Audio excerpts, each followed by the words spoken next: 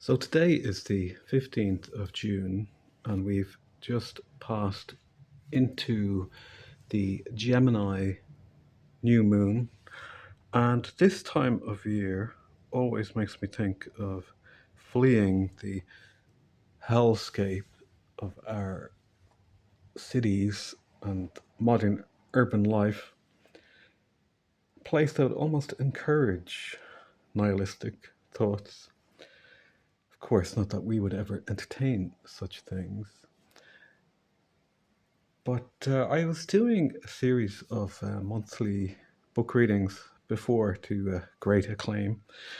And just in this weather and on this auspicious moment where perhaps Mercury is peaking,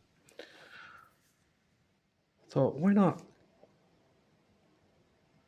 have a look at this classic book, Wolf Solent by John Cowper Powys, a greatly underrated British writer of the 20th century who, more than many other writers of his era, questioned our processing into an industrial and technocratic age with a lyrical, mystical love of nature, the natural world, and all its inhabitants in flux and change. And beautiful painting on that as well. I'm not sure if this book is in print. I read this a long time ago, and I bought a lot of his other books as I thought they would all.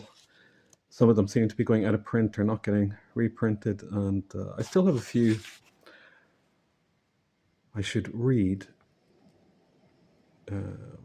while I'm still in the material world. But I wonder what he might tell us and where he may transport us under this clear summer's sky.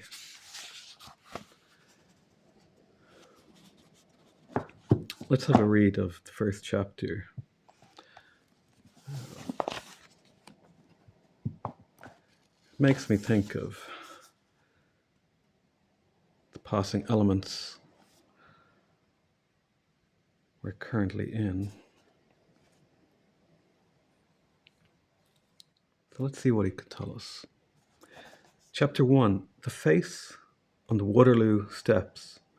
From Waterloo Station to the small country town of Ramsgard in Dorset is a journey of not more than 3 or 4 hours.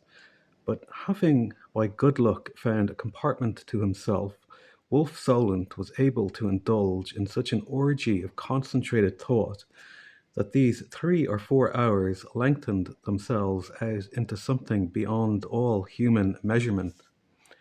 A blue bottle fly buzzed up and down above his head, every now and then settling on one of the coloured advertisements of seaside resorts, Weymouth, Swanage, Lulworth, and Poole, cleaning its front legs upon the masts of painted ships or upon the sands of impossibly cerulean waters. Through the open window near which he sat, facing the engine, the sweet airs of an unusually relaxed March morning visited his nostrils, carrying fragrances of young green shoots, of wet muddy ditches, of hazel copses full of damp moss, and of primroses on warm grassy hedge banks. Solent was not an ill-favoured man, but on the other hand he was not a prepossessing one. His short, stubbly hair was of a bleached tow colour. His forehead, as well as his rather shapeless chin, had a tendency to slope backward, a peculiarity which had the effect of throwing the weight of his character upon the curve of his hooked nose and upon the rough thick eyebrows that overarched his deeply sunken grey eyes. He was tall and lean, and as he stretched out his legs and clasped his hands in front of him and bowed his head over his bony wrists, it would have been difficult to tell whether the goblinish grimaces that occasionally wrinkled his physiognomy were fits of sardonic chuckling or spasms of reckless desperation. His mood, whatever its elements may have been, was obviously connected with a crumpled letter which he more than once drew forth from his side pocket, rapidly glanced over, and replaced only to relapse into the same pose as before.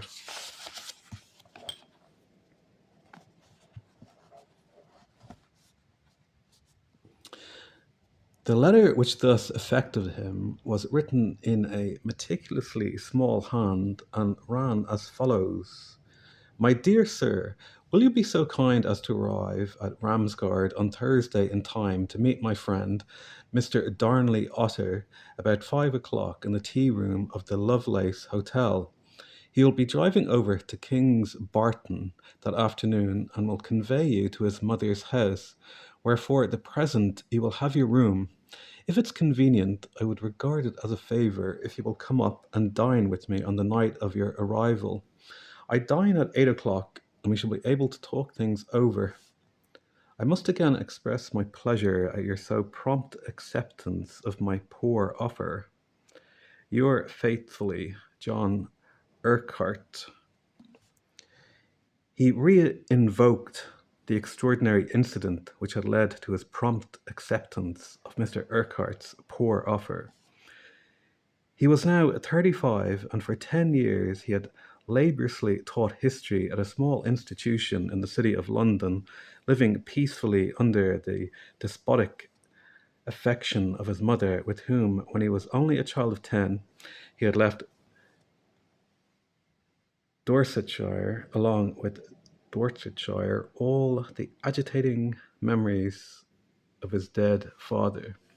As it happened, his new post as literary assistant to the Squire of King's Barton brought him to the very scene of these disturbing memories, for it was from a respectable position as history master in Ramsgard School that his father had descended, by a series of mysterious headlong plunges until he lay dead in the cemetery of that town, a byword of scandalous depravity.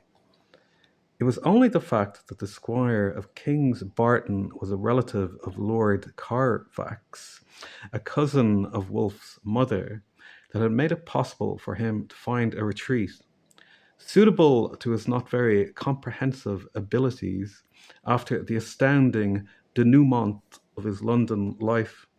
He could now visualize, as if it had occurred that very day instead of 2 months ago, the outraged anger upon his mother's face when he communicated to her what had happened.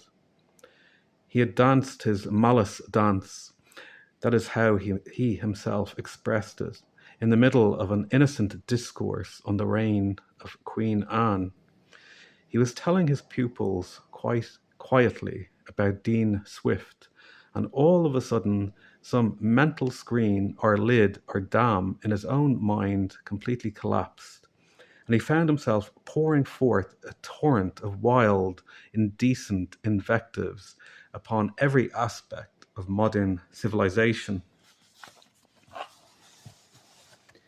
He had, in fact, so at least he told his mother, danced his malice dance on that quiet platform to so abandoned a tune that no authorities, in so far as they retained their natural instincts at all, could possibly condone it. And now, with that event behind him, he was escaping from the weight of maternal disapproval into the very region where the grand disaster of his mother's life had occurred. They had some very turbulent scenes after the receipt of Mr. Urquhart's first answer to his appeal. But as she had no income and only very limited savings, the sheer weight of economic necessity drove her into submission. "You shall come down to me there when I have got a cottage," he had flung out, and her agitated, handsome face, beneath its disordered mass of wavy grey hair, had hardened itself under the impact of those words, as if he had taken up her most precious tea set and dashed it into fragments at her feet. One of the suppressed emotions that had burst forth on that January afternoon had to do with the appalling misery of so many of his fellow Londoners. He recalled the figure of a man he had seen on the steps outside Waterloo Station, the inert despair upon the face that this figure had turned towards him came between him now and a hillside covered with budding beeches. The face was repeated many times among those great curving masses of emerald clear foliage. It was an English face, and it was also a Chinese face, a Russian face, an Indian face.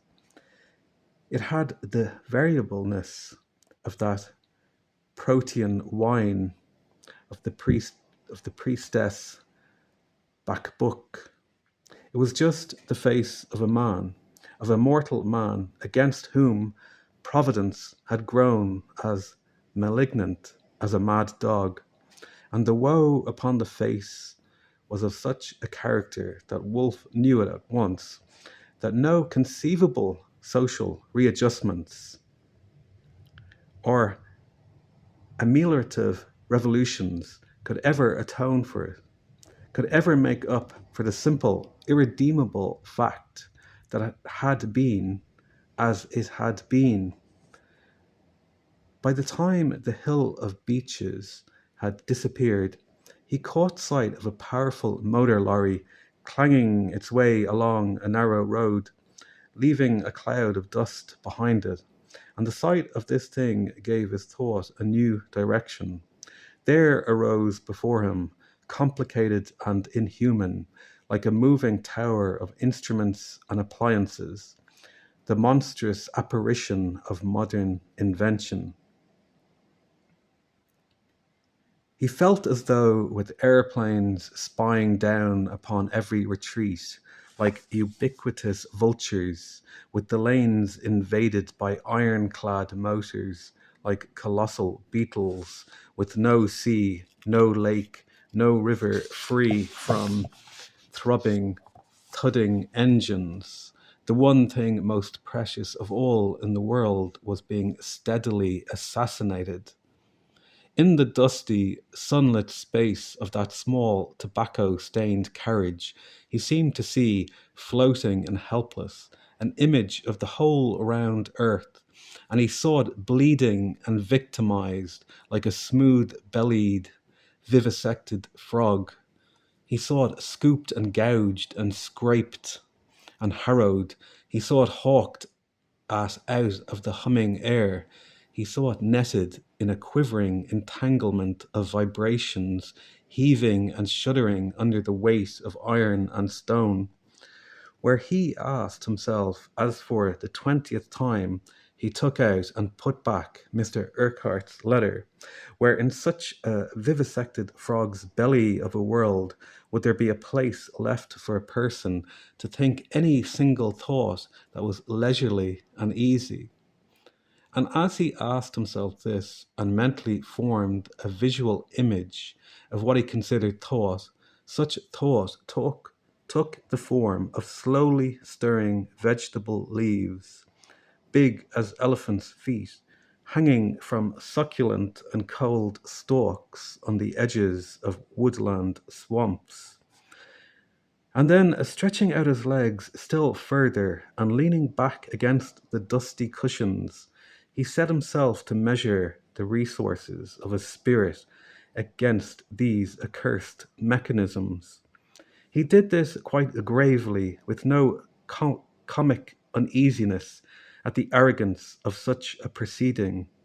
Why should he not pit his individual magnetic strength against the tyrannous machinery invented by other men.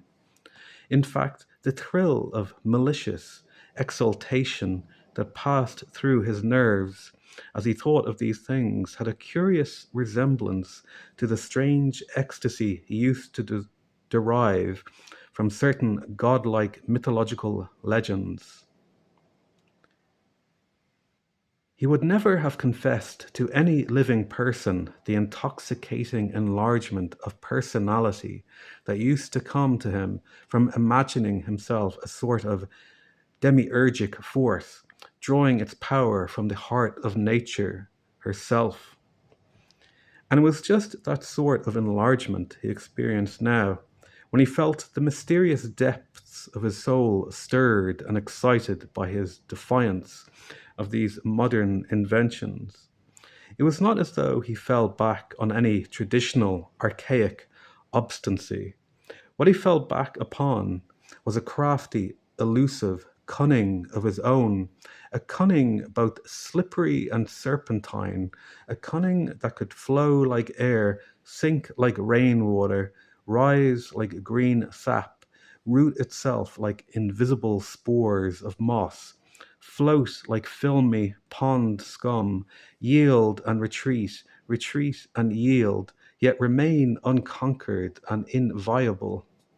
As he stared through the open window and watched each span of telegraph wires sink slowly down till the next telegraph post pulled them upward with a jerk, he indulged himself in a sensation which always gave him a peculiar pleasure, the sensation of imagining himself to be a prehistoric giant who, with an effortless ease, ran along by the side of the train, leaping over hedges, ditches, lanes, and ponds, and easily rivaled in natural born silent speed the noisy mechanism of all those pistons and cogwheels. He felt himself watching this other self, this leaping giant, with the positive satisfaction of a hooded snake thrusting out a flickering forked tongue from coils that shimmered in the sun. And yet, as the train rushed forward, it seemed to him as if his real self were neither giant nor snake, but rather that black-budded ash tree still in the rearward of its leafy companions, whose hushed grey branches threw so contorted a shadow upon the railway bank. Soon the train that carried him rapidly past the queer-looking tower of Basingstoke Church, and his thoughts took yet another turn. There was a tethered cow eating grass in the churchyard, and as for the space of a quarter of a minute he watched this cow, it gathered to itself such an inviolable placidity that its feet seemed planted in a green pool of quietness that was older than life itself. But the Basingstoke church tower substituted itself for the image of the cow, and it seemed to Solent as though all the religions in the world were nothing but so many creaking and splashing barges whereon the souls of men ferried themselves over those lakes of primal silence, disturbing the swaying water plants that grew there and driving away the shy waterfowl. He told himself that every church tower in the land overlooked a graveyard, and that in every graveyard was a vast empty grave waiting for the jealous father of men who lived in the church. He knew there was just such a church tower at King's Barton, and another one at Ramsgard, and yet another at Blacksod, the town on the further side of Mr. Urquhart's village. He sat very upright now as the train approached Andover, and the idea came into his head as he fixed his gaze on his fellow traveller, the blue-bottle fly, who was cleaning his front legs on a picture of Swanage Pier, that from tower to tower of these west country churches there might be sent, one gusty November night, a long-drawn melancholy cry, a cry heard only by dogs and horses and geese and cattle and village idiots, the real death cry of a god, dead at last of extreme old age.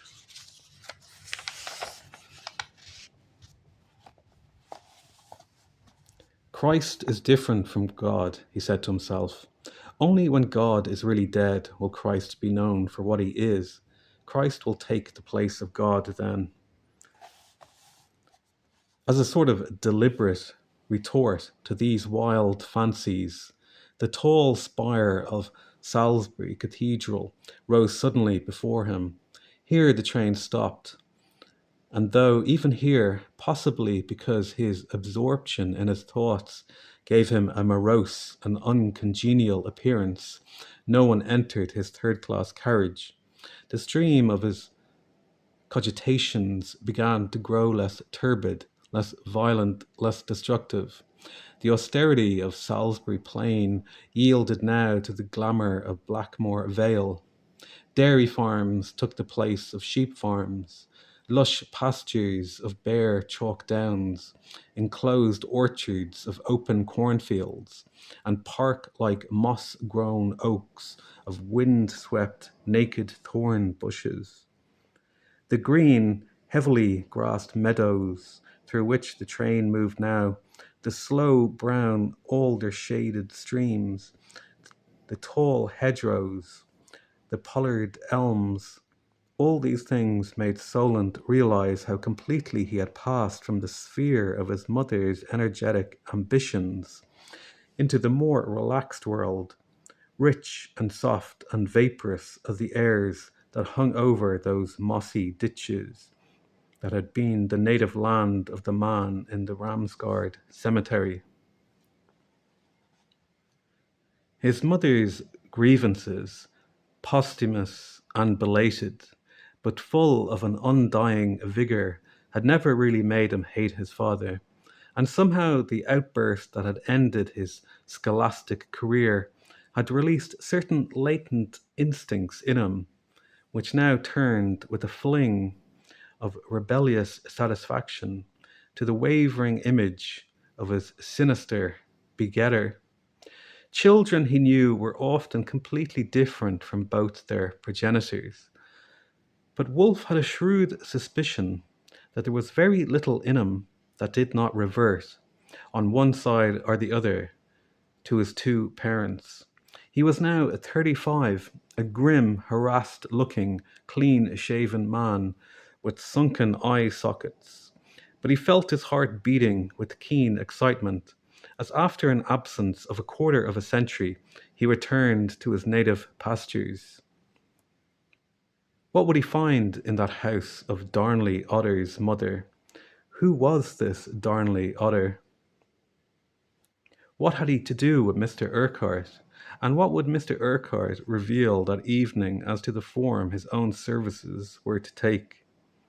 As the train drew up at Semley, he read the words, "For Shaftesbury," upon the notice board, and very soon the high grassy battlements of the great heathen fortress loomed against the skyline, staring at those turf-covered bastions and drawing into his lungs lovely breathings from damp moss and cold primroses, breathings that seemed to float up and down the valley on airy journeys of their own. He found himself gathering his mental resources together so as to face with a concentrated spirit whatever awaited him in those pleasant places. Christ is not a man. He never was a man, he thought, and he will be more than a god when God is dead. 3 church towers, 3 Ramsgard, Kingsbarton, Blacksod.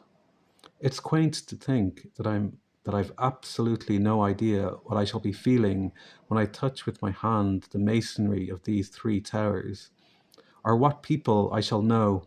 I hope I shall find some girl who let me make love to her, tall and slim and white. I'd like her to be very white, with a tiny little mole like Imogen's upon her left breast. I'd like to make love to her out of doors, among elder bushes, among elder bushes and herb rubbers. He pulled in his legs and clasped his hands over his knees, leaning forward, frowning and intent. I don't care whether I make money. I don't care whether I get fame. I don't care whether I leave my work behind me when I die. All I want is certain sensations. And with all the power of his wits, he set himself to try and analyze what these sensations were that he wanted beyond everything. The first thing he did was to attempt to analyze a mental device he was in the habit of resorting to, a device that supplied him with the secret substratum of his whole life. This was a certain trick he had of doing what he called sinking into his soul. This trick had been a furtive custom with him from very early days. In his childhood, his mother had often rallied him about in her light-hearted way, and had applied to these trances, or these fits of absent-mindedness, an amusing but rather indecent nursery name. His father, on the other hand, had encouraged him in these moods, taking them very gravely, and treating him, when under their spell, as if he were a sort of infant magician. It was, however, when staying in his grandmother's house at Weymouth that the word had come to him which he now always used in his own mind to describe these obsessions. It was the word mythology, and he used it entirely in a private sense of his own. He could remember very well where he first came upon the word. It was in a curious room called the anteroom, which was connected by folding doors with his grandmother's drawing room, and which was filled with the sort of ornamental debris that middle-class people were in the habit of acquiring in the early years of Queen Victoria.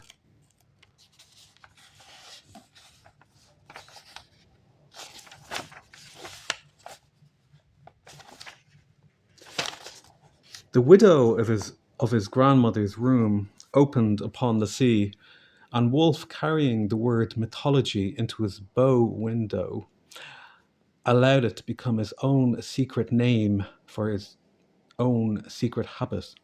This sinking into his soul, this sensation which he called mythology, consisted of a certain summoning up to the surface of his mind of a subconscious magnetic power which, from those very early Weymouth days, as he watched the glitter of sun and moon upon the waters from that bow window, had seemed prepared to answer such a summons.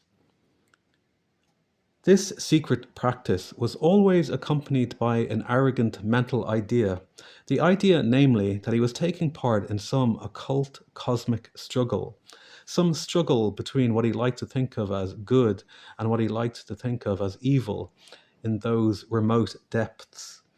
How it came about that the mere indulgence in a sensation that was as thrilling as a secret vice should have the power of rousing so bold an arrogance, Wolfe himself was never able to explain, for his mythology, as he called it, had no outlet in any sort of action.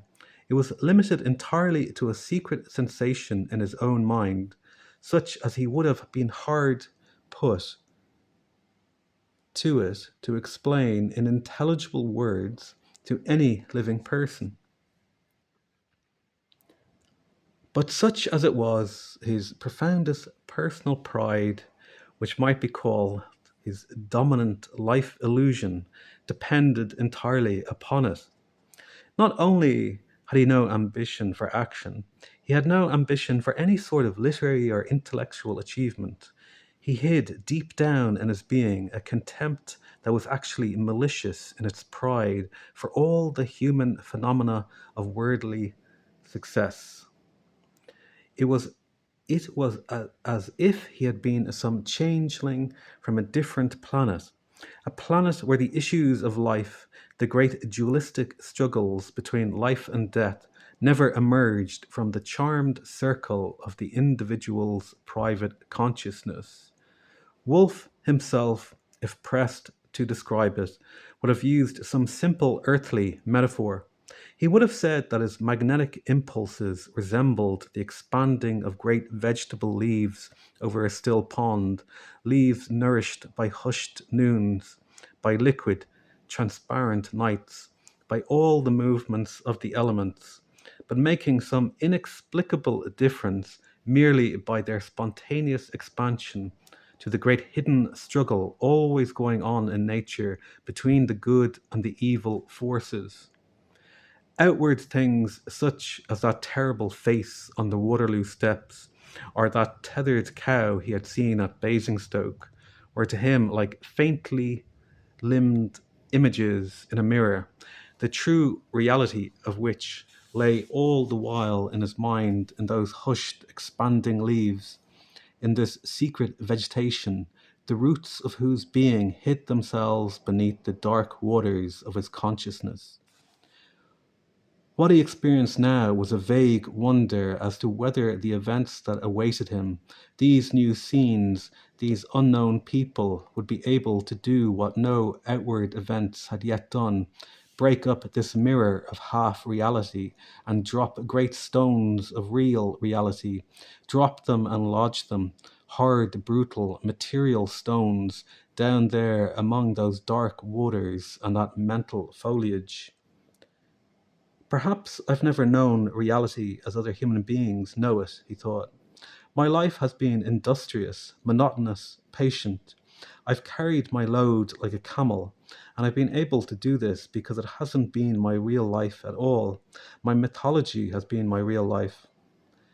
The blue bottle fly moved slowly and cautiously across Weymouth Bay, apparently seeking some invisible atom of sustenance, seeking it now off Redcliffe, now off Ringstead, now off Whitenor. A sudden nervousness came upon him, and he shivered a little. What if this new reality, when it does come, smashes up my whole secret life? But perhaps it won't be like a rock or stone. Perhaps it won't be like a tank or lorry or an airplane. He clasped his bony fingers tightly together. Some girl who let me make love to her, white as a peeled willow wand, make love to her in the middle of a hazel wood, green moss, primroses, moshtal whiteness.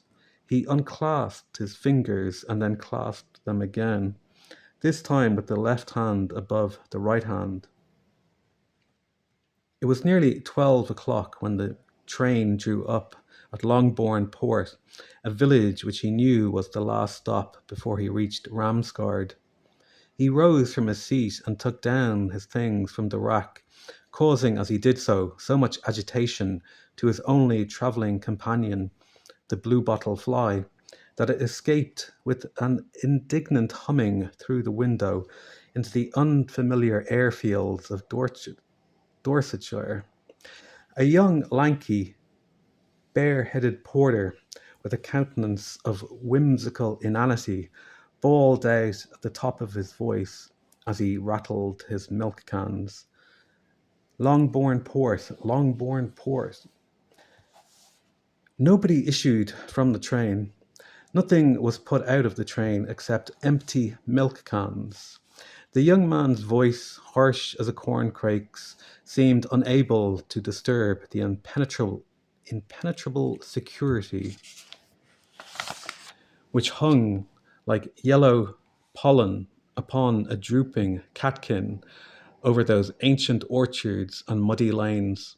And there suddenly broke in upon the traveller as he resumed his seat, with his coat and stick and bag spread out before him, the thought of how those particular syllables, Longbourn Port, mingling with the clatter of milk cans, would reproduce to some long-dead human skull, roused to sudden consciousness after centuries of non-existence, the very essence of the familiar life upon earth. What dark November twilights, what drowsy August noons, what squirtings of white milk into shining pails, would those homely syllables summon forth. He lay back breathing rather quickly as the train moved out of that small station. For the last time, he took from his pocket Mr. Urquhart's letter. Darnley Otter, he said to himself. It's odd to think how little that name means now, and how much it may mean tomorrow. Why was it that when the future was very likely all there already, stretched out like the great Wessex fossway in front of him, he didn't get some sort of second sight about it by merely reading those words in Mr. Urquhart's neat hand? What kind of man was Darnley Otter? Was he a plain, middle-aged man like himself, or was he a beautiful youth? The idea of beautiful youths made his mind once more revert to peeled willow wands, but he easily suppressed this thought in the excitement of the moment. Aye, there were the ruins of the great Elizabethan's castle, and there was the wide grassy expanse where the town held its annual agricultural show, and where the Ramsgard schoolboys were wont in old days to run their steeplechase. How it all came back. 25 years it was since he left it, frightened and bewildered by his parents' separation, and how little it had changed. He let his gaze wander over the high tops of the park beech trees till it lost itself in the blue sky. Millions of miles of blue sky, and beyond that, millions of miles of sky that could scarcely be called blue or any other color. Pure alloyed emptiness, stretching outwards from where he sat, with his stick and coat opposite him, to no conceivable boundary or end. Didn't that almost prove that the whole affair was a matter of thought? Suppose he were now at this moment some Ramsgard boy returning to school. Suppose he was Solent Major instead of Wolf Solent. And suppose some genial housemaster meeting him on the platform were to say to him, "Well, Solent, and what have you made of your 25 years' holiday?" What would he answer to that? As the train began to lessen its pace by the muddy banks of the river Lunt, he hurriedly, and as if from fear of that imaginary master, formulated his reply. "I've learnt, sir, to get my happiness out of sensation. I've learnt, sir, when to think and when not to think. I've learnt..." But at this point, his excitement at catching sight of the familiar shape of the Lovelace Hotel across the public gardens was so overwhelming that the imaginary catechism came to an end in midair. "I shall send my things over in the bus," he thought, standing up and grasping his bag, "and then I shall go and see if Selina Galt is still alive."